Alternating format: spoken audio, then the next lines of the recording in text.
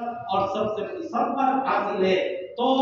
وہاں سے چھوڑ کر مولانا یہاں آئے اور پھر ہندوستان میں میرے دوستوں اور بزرگوں انگریزوں کے خلاف آزادی کے واسطے ایک ایسا بگل بجایا کہ ساری دنیا دیکھتی رہی، اور انگریزوں نے حضرت شیخ الہند رحمۃ اللہ علیہ اور حضرت مولانا حسین احمد مدنی رحمۃ اللہ علیہ، حضرت مولانا جعفر تھانیسری رحمۃ اللہ علیہ، حضرت مولانا دوستوں اور بزرگوں حضرت مولانا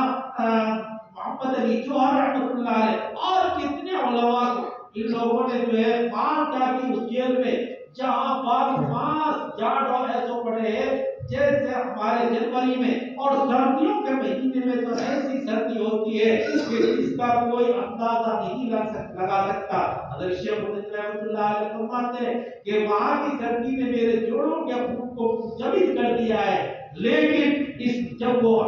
آزاد ہو کر وہاں سے 7 سال کی جیل کاٹ کر وہاں سے تشریف لائے تو جب کراچی بندرگاہ پر جہاز لگ کر اندوز تھا، ایک حضرت مولانا رشید احمد گنگوہی رحمت اللہ علیہ کا ایک جو ہے مرید تھا، انگریزوں کا وہ چیلا بن گیا اور انگریزوں نے حضرت کو سمجھانے کے لیے اس مرید کو بھیجا،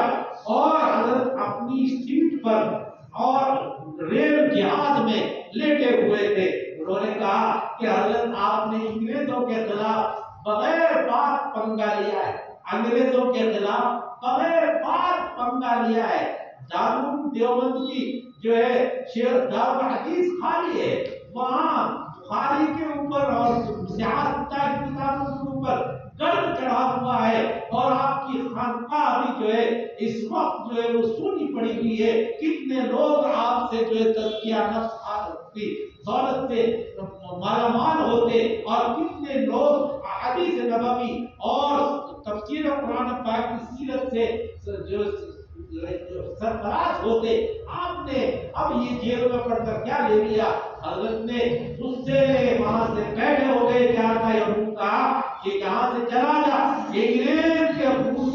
میں انگریز کی دشمن اس وقت تک ہے جب تک میں ہندوستان میں آزادی کے ساتھ نہیں لوں گا۔ میرے پاس اس وقت میرا خون جو ہے مالٹا کی ٹھنڈ کی وجہ سے جوڑوں کا خون منجمد ہو گیا ہے، لیکن میرے پاس ایسے شاگرد موجود ہیں جو میری چارپائی کو لے کر جو ہے اس پوری ہندوستان میں گھومیں گے اور یہ آواز لگاؤں گا کہ ہمیں انگریز ریاست بنانے سے اپنے ملک کو بچانا ہے اور اسلام اور دین کا ڈنکا بجانا ہے۔ تو دوستو یہ وہ جمعیت علماء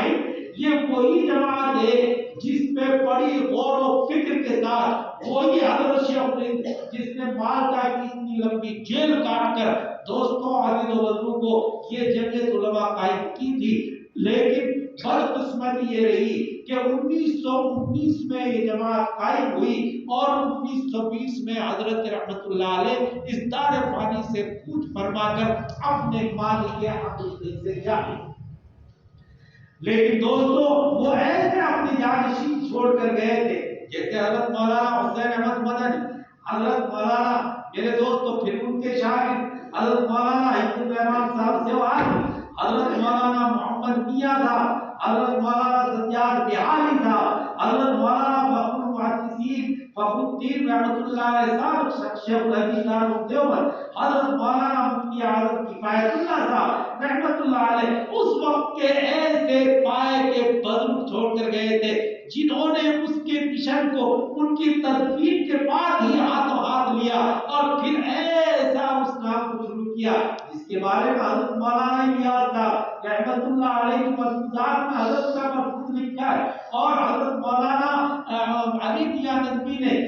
حضرت مولانا الیاس صاحب اس کی دعوت دین کی دعوت میں لکھا ہے، دینی دعوت میں لکھا ہے یہ ملفوظ کہ حضرت مولانا الیاس صاحب رحمۃ اللہ علیہ نے فرمایا اگر میری دعوت تبلیغ کی محنت اور تحریک کو کامیابی نہیں ملی تو میں مولانا حسین احمد مدنی کے ساتھ مل کر جمعیت میں کام کروں گا۔ یعنی کہ یہ سمجھو کہ حضرت مولانا الیاس صاحب رحمۃ اللہ علیہ کی نظر میں بھی یہ جماعت ایک جماعت کی اور ایک مخلص جماعت کی حیثیت رکھتی تھی، اور اکابرین دیوبند کی یہ قائم کردہ جماعت ہے۔ اکابرین دیوبند نے 3 شعبے حضرت کوئی اور دماغ سے نکالتی تھی۔ حضرت مولانا الیاس صاحب رحمۃ اللہ علیہ بھی دارالعلوم دیوبند کے فارغین میں سے، دوستو دارالعلوم دیوبند کے فارغین میں سے، اور یہ 3 شعبے قائم کیے۔ ہر ایک تو وہ شعبہ جو